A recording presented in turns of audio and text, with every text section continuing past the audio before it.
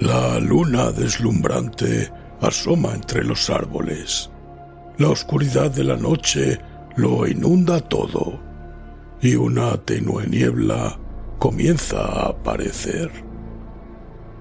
Adéntrate en el bosque, busca el árbol viejo, siéntate a su lado. Ponte cómodo, cierra los ojos y escucha la historia que traen hasta ti las criaturas de la noche. Bienvenidos. Estos son los cuentos del bosque oscuro.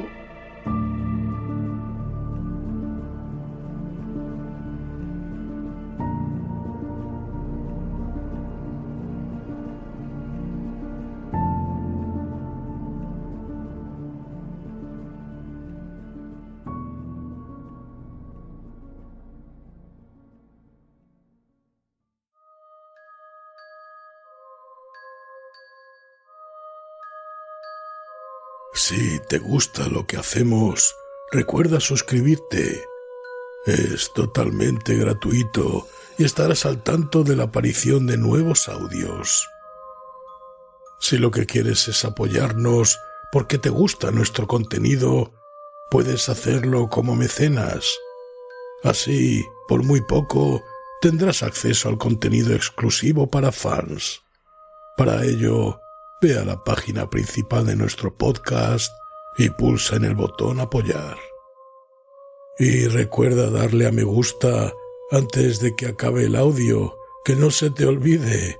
Quién sabe qué horribles pesadillas nos aguardan después.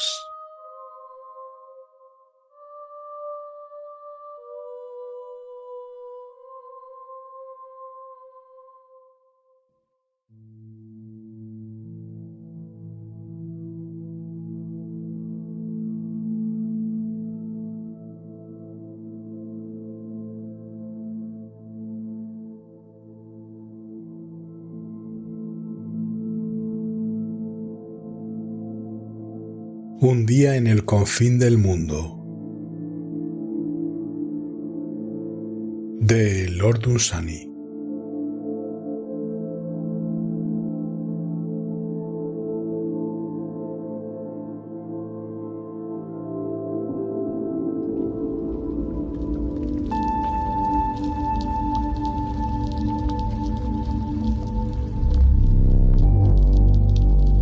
Hay cosas que solo conoce el guardián de Tontontarrub, que está sentado a la entrada del bastión mascullando sus propios recuerdos.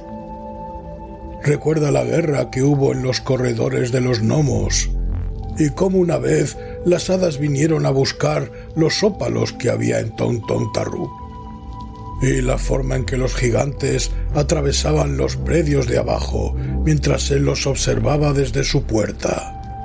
Recuerda demandas que todavía asombran a los dioses. Ni siquiera me ha dicho quiénes moran en esas casas heladas allá en lo alto, en el mismo borde del mundo, y eso que tiene fama de parlanchín. Entre los elfos, únicos seres vivos vistos alguna vez a tan espantosa altitud, donde extraen turquesa en los más elevados riscos de la tierra, su nombre es el prototipo de la locuacidad con el que ridiculizan a los habladores. Su relato favorito cuando alguien le ofrece bash, droga a la que es adicto y por la que se ofrecería en servicio de armas a los elfos en su guerra contra los goblins, o viceversa si los goblins le dieran más. Su relato favorito cuando está sosegado físicamente por la droga y furiosamente excitado en lo mental. Habla de una demanda emprendida hace mucho tiempo, algo menos vendible que una conseja de vieja. Imagínenselo contándola. En primer término, puede verse un anciano enjuto y barbado y casi monstruosamente alto que se repantinga en la entrada de una ciudad elevada sobre un risco de unas 10 millas de altura, poco más o menos. Detrás unas casas, la mayor parte de las cuales dan al este, iluminadas por el sol y la luna y las constelaciones que conocemos. En la cumbre del risco, una casa que mira por encima del confín del mundo, iluminada por el tenue resplandor de esos espacios extraterrestres en los que un largo ocaso atenúa la luz de las estrellas. Le entrego mi pequeña ofrenda de Bash e inmediatamente un largo dedo índice y un sucio y ávido pulgar cogen la droga. Al fondo, el misterio de esas casas silenciosas, cuyos habitantes no se sabe quiénes son, o qué servicio les presta el guardián, o qué pago recibe éste a cambio, o si es mortal. Imagínenselo en la puerta de esa increíble ciudad, después de haber ingerido en silencio mi Bash, tendiéndose a todo lo largo, reclinándose y poniéndose a hablar.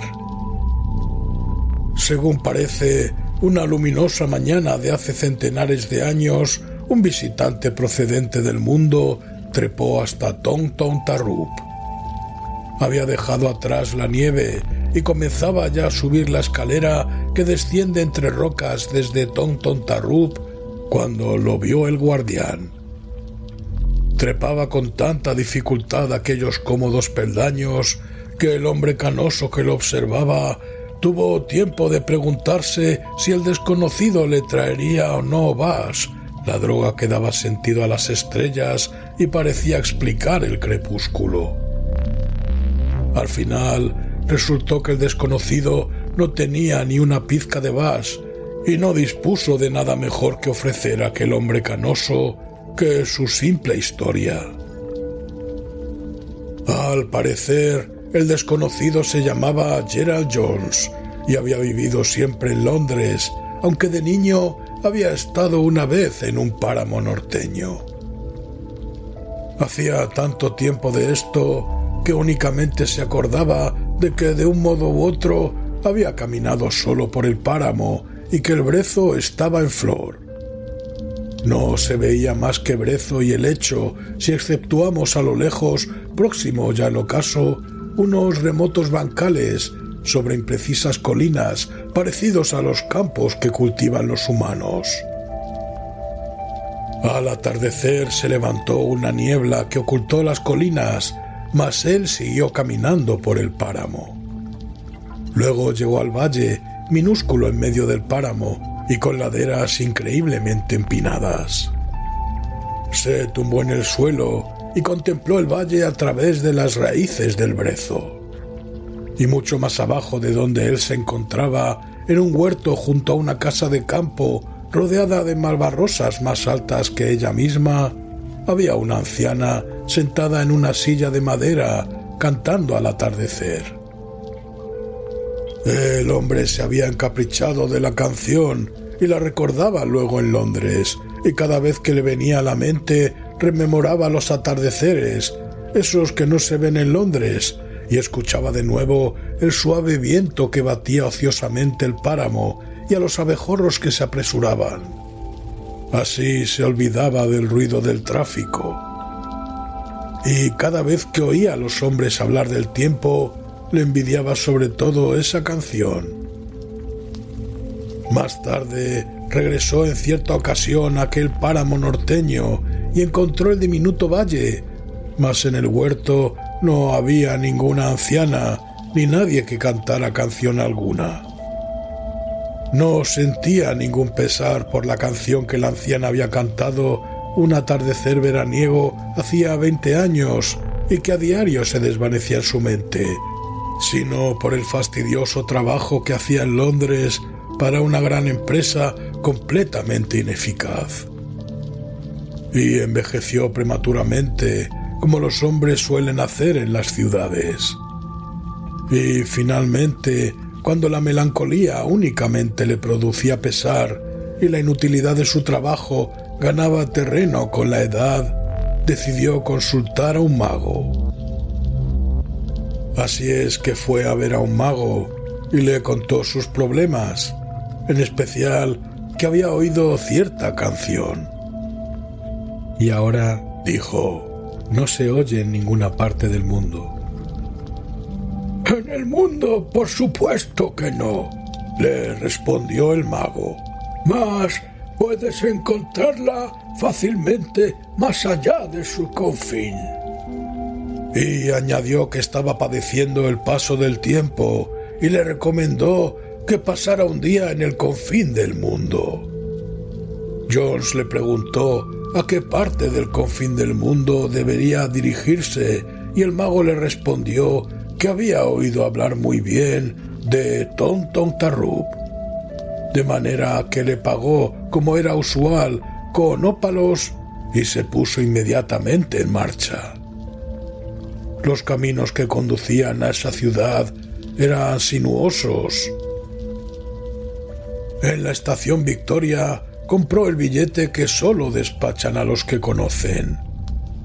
Dejó atrás Blyth, pasó por las colinas de Neolangar y llegó a la quebrada de Poi, lugares todos ellos situados en esa parte del mundo que pertenece a la esfera de lo conocido. Sin embargo, más allá de la quebrada de Poi, en esas llanuras corrientes que tanto recuerdan a Sussex, lo primero con que uno se encuentra es inverosímil. En el límite de la llanura, que se extendía a partir de la quebrada de Poi, podía verse una hilera de vulgares colinas grises, las colinas de Sneg. Allí es donde comienza lo increíble, al principio muy raramente, mas cada vez con mayor asiduidad conforme se ascienden las colinas. Por ejemplo, en una ocasión descendí a las llanuras de Poi y lo primero que divisé fue un simple pastor que cuidaba de un rebaño de simples ovejas. Los observé durante algún tiempo y nada sucedió, cuando sin mediar palabra alguna, una de las ovejas se acercó al pastor y, apropiándose de su pipa, se puso a fumar, incidente que me impresionó por su inverosimilitud. Mas en las colinas de Sneg encontré a un político honesto. Jones cruzó esas llanuras y las colinas de Sneg, tropezándose con cosas al principio inverosímiles y luego increíbles, hasta llegar a la larga pendiente que, más allá de las colinas, conduce al fin del mundo, donde, como cuentan todas las guías turísticas, nada puede suceder. Al pie de esa pendiente era posible ver cosas que concebiblemente podían ocurrir en el mundo que conocemos, mas pronto desaparecieron y el viajero no vio nada más que fabulosas fieras ramoneando flores tan asombrosas como ellas mismas y rocas tan alteradas que sus formas tenían evidentemente un sentido, el cual era demasiado sorprendente para ser accidental. Incluso los árboles eran espantosamente poco corrientes. Habría tanto que decir de ellos y se apoyaban unos sobre otros cada vez que hablaban y adoptaban actitudes grotescas y miraban de soslayo. Jones vio dos abetos peleando. La impresión que ejercían esas escenas sobre sus nervios era muy intensa. No obstante, siguió ascendiendo y se alegró mucho finalmente al ver una prímula, única cosa conocida que había visto en horas, mas ésta silbó y alejóse dando saltos. Vio a los unicornios en su valle secreto. Luego la noche cubrió el cielo siniestramente y no solo brillaron las estrellas, sino que también lunas menores y mayores, y oyó a los dragones cascabeleando en la oscuridad. Al alba apareció por encima de él, entre sus asombrosos riscos, la torre de Tontontarrup, con sus heladas escaleras iluminadas, formando un minúsculo grupo de casas allá arriba en el cielo. Ahora se encontraba en la abrupta montaña. La niebla la estaba abandonando lentamente, revelando, conforme se iba alejando, cosas cada vez más asombrosas. Antes de que la niebla desapareciera del todo, escuchó bastante cerca de él, en lo que había creído que era una simple montaña, el ruido de un pesado galope sobre el césped. Había llegado a la meseta de los centauros, y de pronto los avistó en medio de la niebla. Allí estaban, producto de la fábula, 5 enormes centauros. Si hubiera vacilado a causa del asombro, no habría ido tan lejos. Cruzó la meseta y se acercó bastante a los centauros. Nunca ha sido costumbre de los centauros el reparar en los hombres. Piafaron y se gritaron unos a otros en griego, mas no le dirigieron la palabra. No obstante, cuando se fue, se volvieron y lo miraron fijamente. Y cuando hubo cruzado la meseta y siguió todavía avanzando, los 5 se fueron a medio galope hasta los límites de su verde país. Pues más arriba de la elevada meseta verde de los centauros no hay más que montaña pelada. El último verdor que el montañero ve cuando recorre Tontontarup es la hierba que pisan los centauros. Llegó a las extensiones de nieve que cubren la montaña como una capa, por encima de la cual su cumbre aparece pelada, y siguió ascendiendo. Los centauros lo observaron con creciente asombro. Ahora ya no le rodeaban bestias fabulosas ni extraños árboles diabólicos, solo nieve y el risco completamente pelado encima del cual estaba Tontontarup. Estuvo ascendiendo todo el día y el atardecer le sorprendió más arriba del límite de las nieves perpetuas. Y pronto llegó a la escalera tallada en la roca y avistó a aquel hombre del pelo blanco, el guardián de Tontontarup, sentado mascullando para sí asombrosos recuerdos personales y esperando en vano que algún forastero le regalara Bash. Al parecer, tan pronto como el forastero llegó a la entrada del bastión, exigió inmediatamente, pese a estar cansado, una habitación que dispusiera de una buena vista del confín del mundo. Mas el guardián, aquel hombre de pelo cano, decepcionado por la falta de Bash, antes de indicarle el camino, le exigió al forastero que le contara su historia para agregarla a sus recuerdos. Y esta es la historia, si es que el guardián me ha contado la verdad y su memoria todavía es lo que era. Y cuando la acabó de contar, el hombre canoso se levantó y, balanceando en el aire sus cantarinas llaves, atravesó varias puertas, subió muchas escaleras y condujo al forastero a la casa más elevada, el techo más alto del mundo, y en el salón le mostró una ventana. El fatigado forastero se sentó allí en una silla y miró por la ventana más allá del confín del mundo. La ventana estaba cerrada y en sus relucientes cristales resplandecía y danzaba el crepúsculo del confín del mundo, en parte como una lámpara de luciérnagas y en parte como el cabrilleo del mar. Llegaba en oleadas, repleto de lunas maravillosas. Mas el forastero no miraba aquellas maravillosas lunas, pues desde el abismo crecía enraizada en remotas constelaciones una hilera de malvarrosas, en medio de las cuales un pequeño jardín verde se estremecía y temblaba como el reflejo en el agua. Más arriba flotaba en el crepúsculo brezo florecido, inundándolo hasta convertirlo en púrpura. Abajo, el pequeño jardín verde colgaba en medio de él.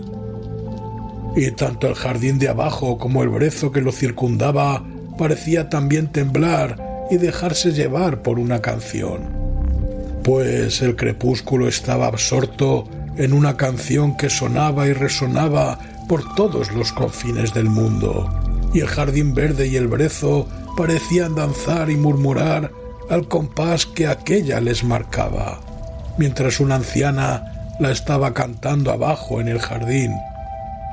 Un abejorro salió del otro lado del confín del mundo, y la canción que envolvía las costas del mundo y que las estrellas bailaban era la misma que él había oído cantar a la anciana hacía mucho tiempo allá abajo, en el valle en medio del páramo norteño.